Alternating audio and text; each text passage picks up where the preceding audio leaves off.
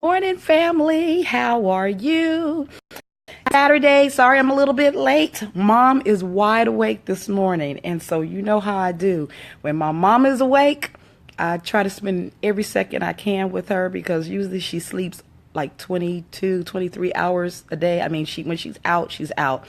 And so I hated to leave her room because, I know by the time I'm done, I have another broadcast after this. So by the time I'm done, she'll probably be asleep again and she won't come visit me. That's kind of what I call it. She won't visit me probably until maybe midnight tonight, 11, 12, something like that. Hey, Stacy, happy to see you, sis. Thank you for joining. I appreciate you.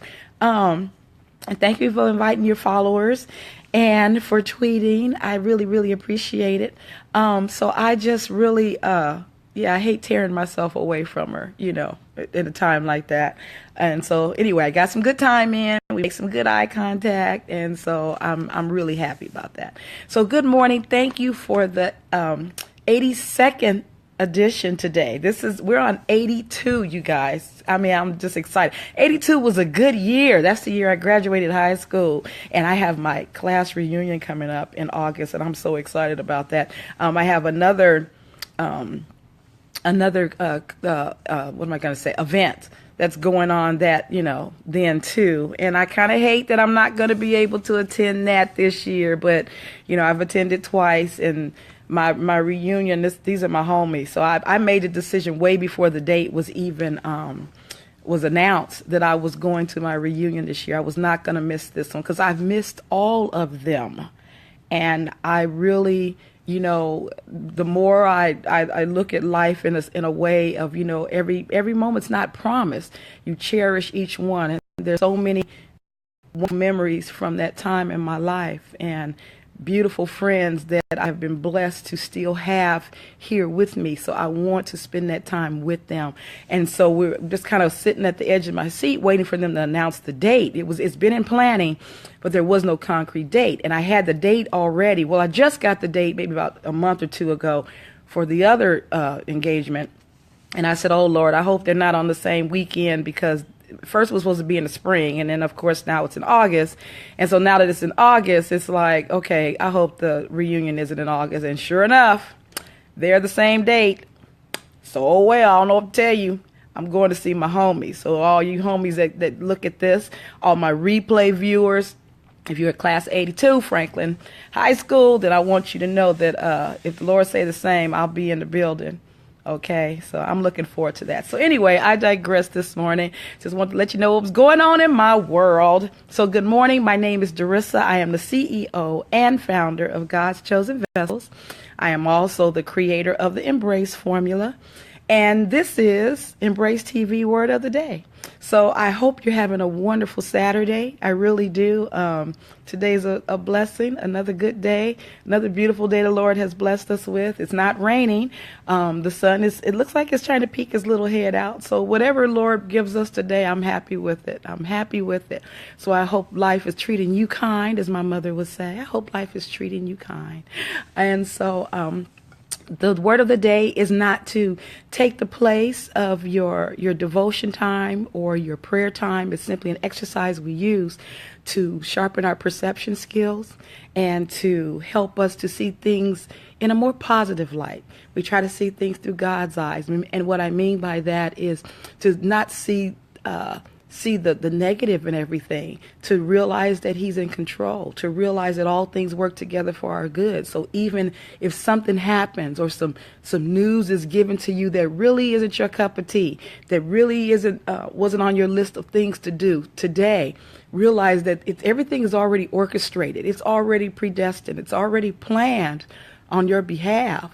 So go with it because God is in control and he knows better than we do.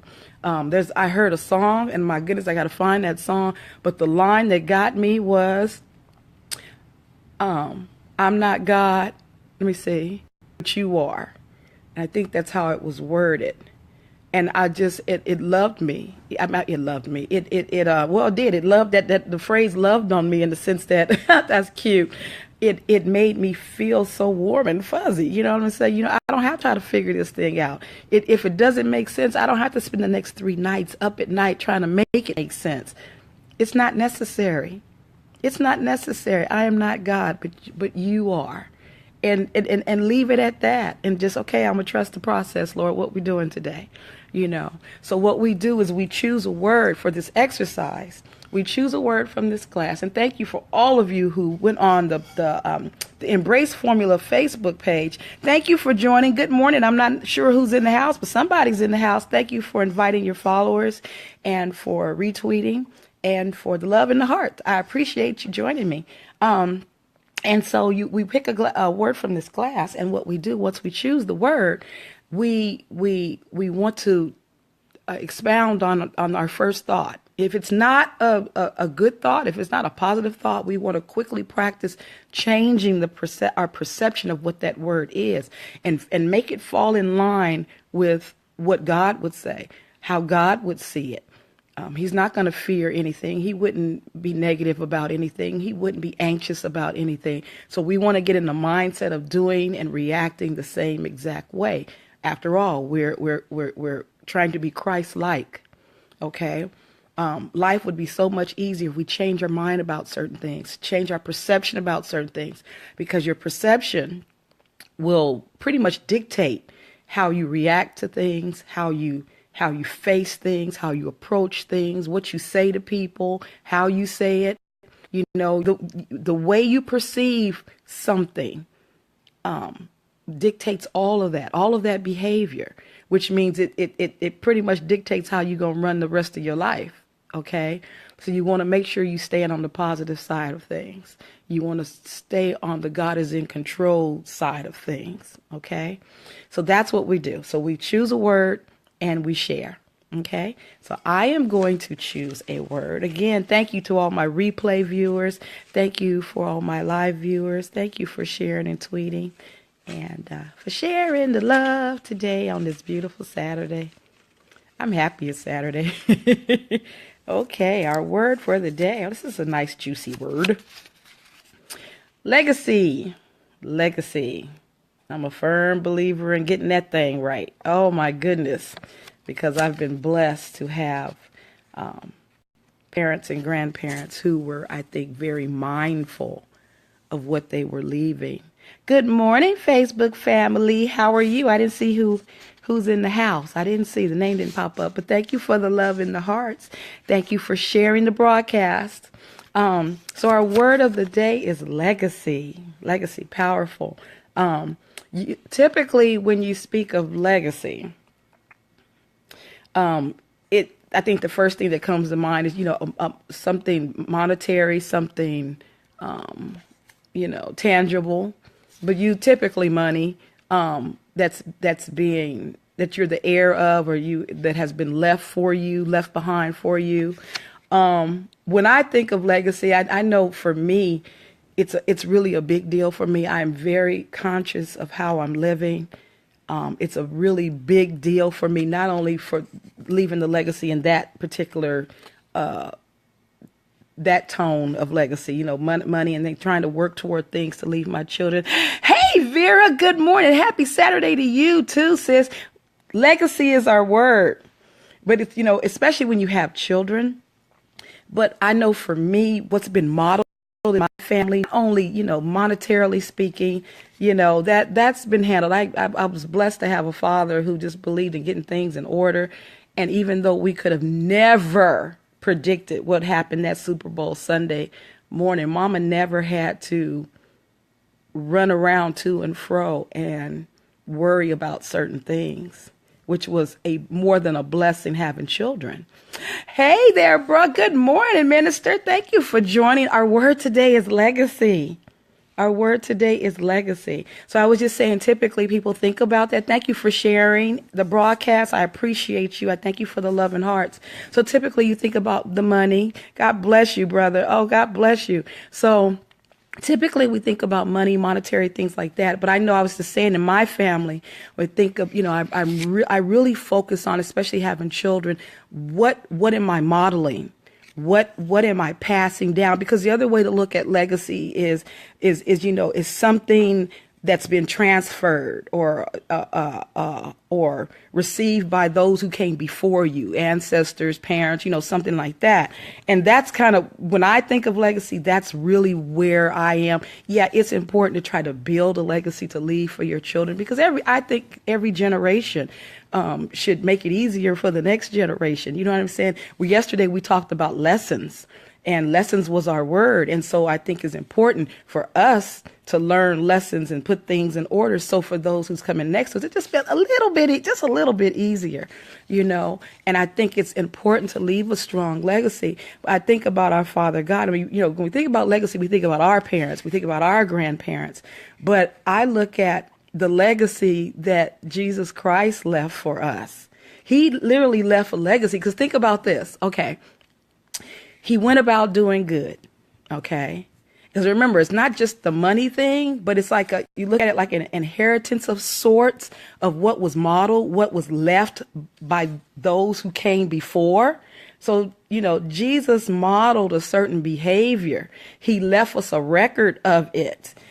So he left that for us to benefit, for it to be better for us. I mean, so you can still think of it as the same thing. You know what I'm saying? He left instructions to make life better for us. He left us a legacy of life, everlasting, and he left us a legacy of hope.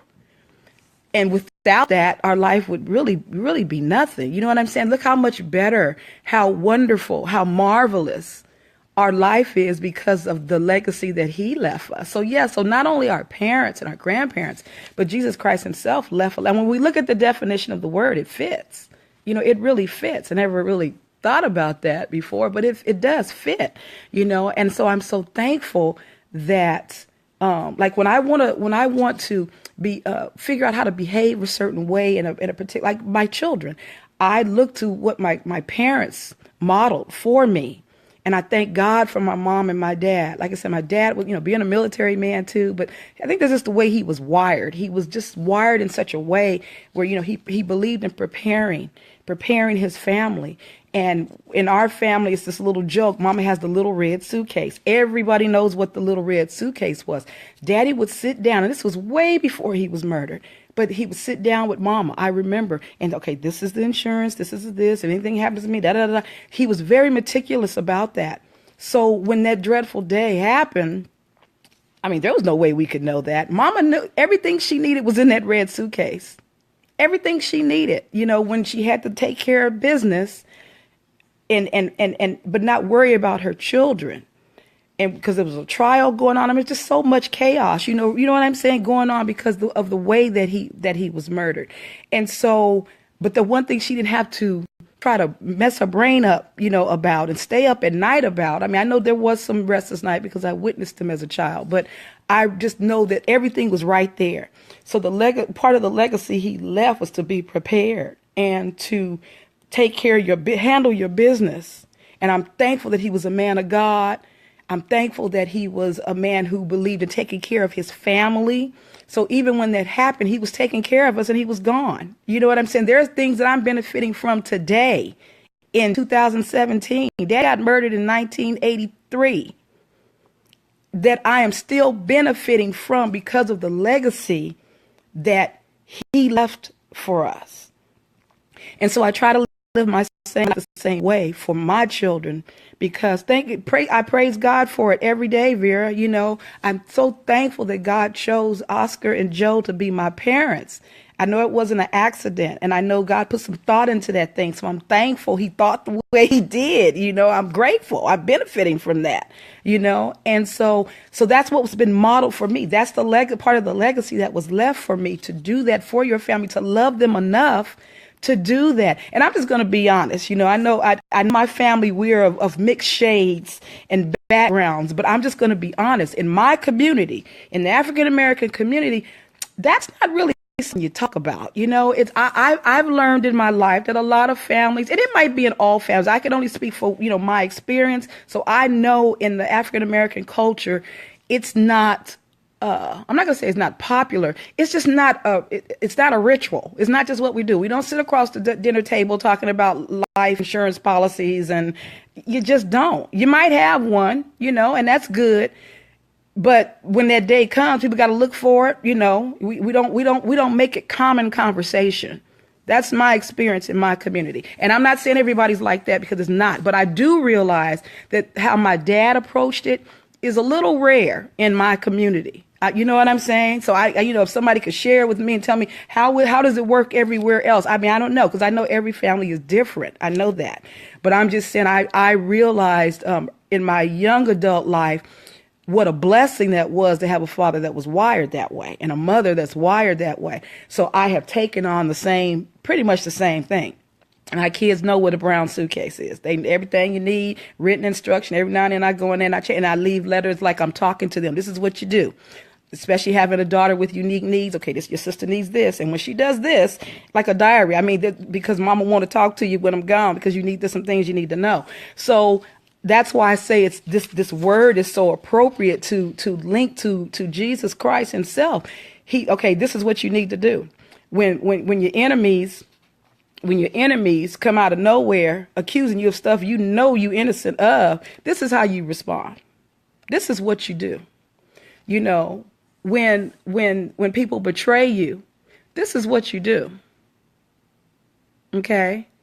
When people need to be fed, this is what you do. When the widow is having some problems, this is what you do.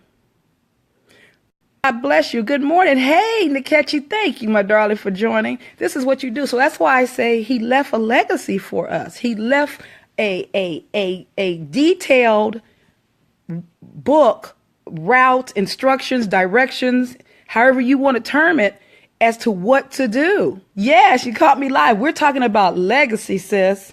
We're talking about legacy. Thank you for the hearts. Thank you for the love. I really think this really fits. And I'm thankful that you did.